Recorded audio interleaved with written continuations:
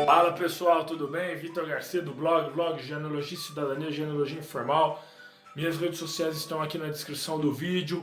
E hoje, voltando aí a essa playlist de tops, eu resolvi falar um pouco das dificuldades que você tem quando quando você está na sua busca pela genealogia, né? Por toda essa pesquisa genealógica. Então, resolvi fazer um top dessas dificuldades aí, dê uma olhada aí. Valeu! Eu escolhi aí para começar na 10ª posição uma que até que é muito pouco falada, mas que seria as condições financeiras para começar a pesquisa. Se você calcular aí o preço médio de uma certidão, não é um valor absurdo, embora até muita gente aí, devido à situação financeira apertada, não tenha tantas condições para conseguir as certidões, né? Mas em todo caso, uma certidão não é um preço tão absurdo.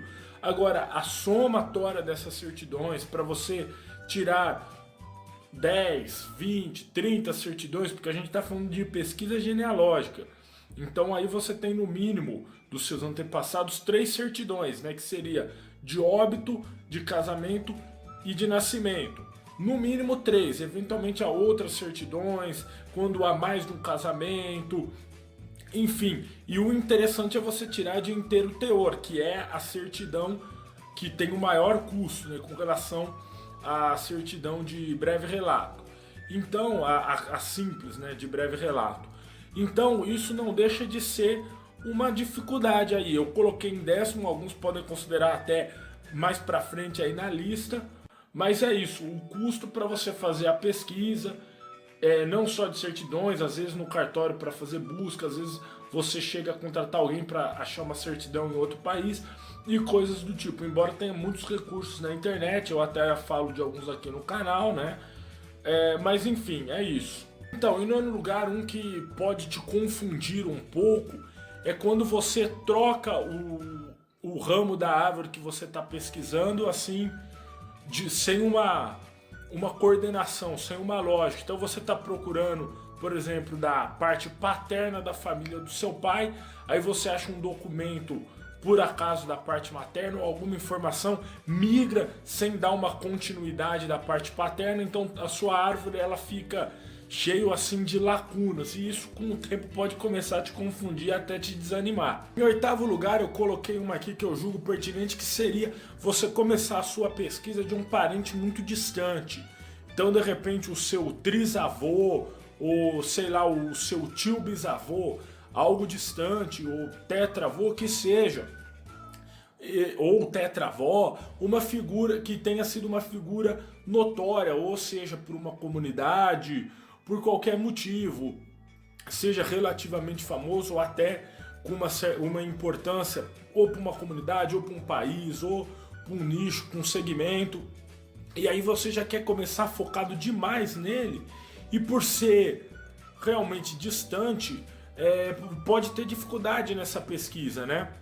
Então o ideal é você começar, é um pouco óbvio, mas do começo, você começar ali por você, pelos seus pais, seus avós, e não já querer buscar informações de um parente muito distante, principalmente mais antigo, porque isso pode dificultar bastante, né? E quanto mais antigo o documento, há uma probabilidade menor de você achar, ou não que você não possa achar, ou não vá achar, mas há um pouco mais de dificuldade, né? E quando você vai começando dos, entre aspas, mais fáceis, os mais recentes, você vai tendo mais informações para achar os mais antigos, e também vai dominando melhor o processo, né? Você vai pegando algumas manhas. Um outro erro que inclusive é muito falado por pessoas que trabalham com isso é você achar que apenas você está fazendo pesquisa genealógica.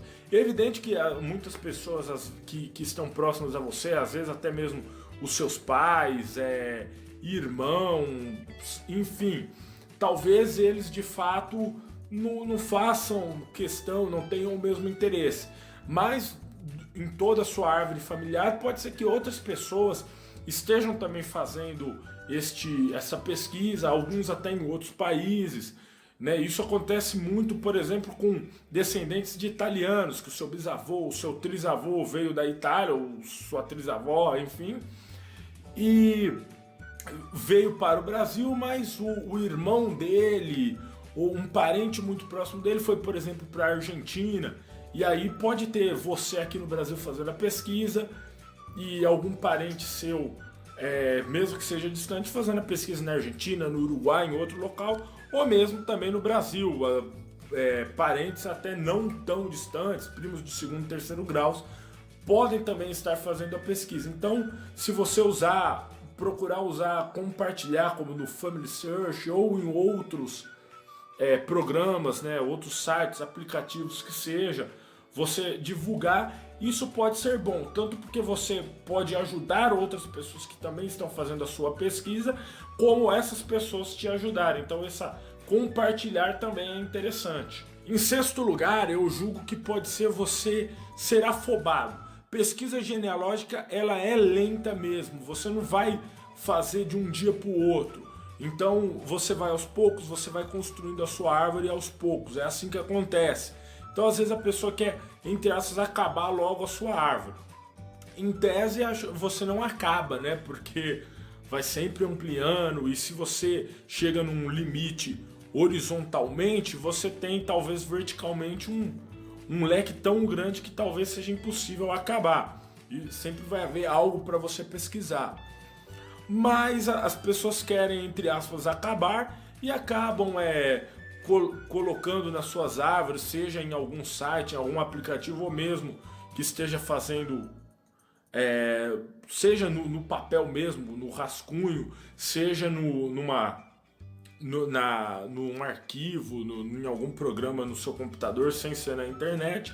Mas essa pessoa ela começa a copiar informações de outras árvores, a deduzir nomes, a não dar a devida atenção. Isso pode ser muito ruim. Então, se você realmente quer fazer a pesquisa genealógica, você tem que ter um cuidado muito grande com isso e ter paciência. Não vai ser de uma hora para outra que você vai finalizar. No lugar, eu coloquei ignorar parentes, porque durante a sua pesquisa você pode desconsiderar alguns parentescos, até mesmo irmão ou irmã do seu avô e de sua avó, às vezes até irmãos do seu pai e de sua mãe, quando a família é muito grande, tem uma quantidade muito grande de irmãos, primos, enfim, irmãos dos seus bisavós. Esquecimento ou simplesmente ignorar, deixá-los de lado, pode prejudicar, porque pode constar informações nos registros deles que podem te ajudar bastante. Sem contar que quando você pega uma certidão, você tem que se atentar às testemunhas, aos padrinhos, a tudo que está relatado na certidão,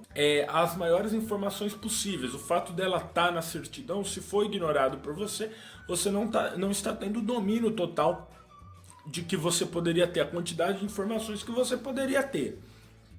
Então é se atentar a isso, aos padrinhos, porque muitas vezes os padrinhos são parentes ou até mesmo pessoas que têm relevância na história do seu familiar, enfim. Então esse também é um erro considerável. E agora, em quarto lugar, eu considero você ser muito criterioso, muito rigoroso com a questão da escrita, da ortografia. Por quê? Porque às vezes um nome está escrito em uma certidão de uma determinada maneira e você acredita que só aquela forma é a certa, como está na certidão de nascimento, como, enfim, geralmente a certidão de nascimento, e você acredita que apenas aquela grafia é certa. Mas existem, em geral, variações na ortografia de vários parentes, de várias certidões, por vários motivos. Então, às vezes você vai encontrar uma certidão, na certidão de nascimento de um modo, seja por uma série de motivos. Na certidão de casamento vai ter uma letra a mais, uma letra a menos, um detalhe aqui, um detalhe ali. E isso vale para outras certidões, até documentos que não são certidões que não tem o valor legal, mas, por exemplo, às vezes uma ficha informativa de cemitério, que inclusive eu tenho vídeo falando um pouco disso. Enfim, podem ter variações, seja no nome, seja no sobrenome, seja em nome dos pais, e às vezes, se você for muito criterioso, você acaba não entendendo que um outro nome pode ser daquele parente ou, enfim, daquela pessoa que você está procurando. Em terceiro lugar, um erro muito comum que você pode cometer é poucas informações. Claro que quanto mais distante o parente, é mais difícil você colher informações, a não ser aquelas que estão em certidões. Mas parentes mais próximos da sua linha, como seus avós, seus bisavós, geralmente você encontra pessoas vivas que conviveram com eles e ou sabem muitas histórias sobre eles. Então, às vezes, você não anotar informações, você simplesmente se limitar a onde nasceram, em que ano, com quem se casaram, quantos filhos tiveram. Esses dados mais quantitativos, né, pode deixar a sua pesquisa mais pobre. Então aí você tem que procurar colocar o máximo de dados qualitativos. Então, histórias sobre os seus parentes, sobre, enfim, eu sei do meu bisavô, tal coisa, ele gostava de fazer determinadas coisas, tem uma história sobre ele que aconteceu, enfim, esse tipo de informação, ela é muito rica e acho que é a parte mais interessante da história, se você tiver a oportunidade de descobrir essas coisas. E aí, muito disso é conversando com parentes. Em segundo lugar, um erro comum e que muitas vezes pode levar inclusive à desistência é você partir do princípio que não existe o documento. De fato, em alguns casos, o documento não é encontrado, por mais que a pessoa tente, por mais que ela meça esforços. Mas na maioria das vezes, mesmo que haja algum grau de dificuldade, esse documento é encontrado, esse documento existe. Então você partir do princípio, não estou conseguindo achar, vou desistir, não tenho o documento, pode ser um grave erro. E você tem que buscar o maior número de recursos possíveis, pesquisar formas de tentar encontrar esse documento, porque provavelmente ele existe sim. Aquela que eu considerei para esse vídeo como o maior erro seria você tirar conclusões sem provas. Ou simplesmente você sair tirando conclusões precipitadamente, enfim. Esse porque é um erro muito grave, porque pode te levar para um caminho totalmente diferente do verdadeiro, vamos assim dizer, do original, do correto. Então você e o ser humano, né? Eu até travei, o ser humano, ele tem a mania de sair deduzindo coisas. Não, então se tal pessoa falou isso, aí você deduz com algo que você ouviu na esquina e você tira conclusões. Algumas vezes até podem fazer sentido, muitas vezes infundadas, né? E o pior é que às vezes as pessoas morrem acreditando em conclusões que não fazem o menor sentido. Então é isso, às vezes você acha um nome parecido em alguma certidão e pressupõe que é o pai, que é o irmão, que é o avô, que é a mãe de alguém, e coisas nesse sentido, questões muitas vezes de informações sobre a cidade correta em que o seu ascendente ou mesmo descendente que seja nasceu, o seu parente tenha nascido, ou o ano, enfim, você pode sair tirando o maior número de conclusões. Então é preciso que você analise muito bem e que possa colocar, é possível que seja isso, é possível que seja isso, tem grande probabilidade de ser de tal forma, mas que não veja, não trate como verdade absoluta se não tiver a prova definitiva, entendeu?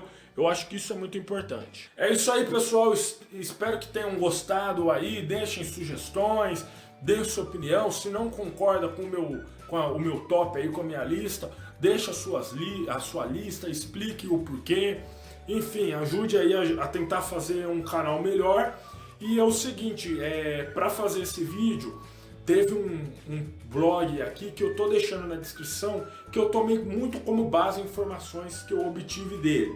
Então eu vou deixar se você quiser dar uma olhada, tá bom? Valeu!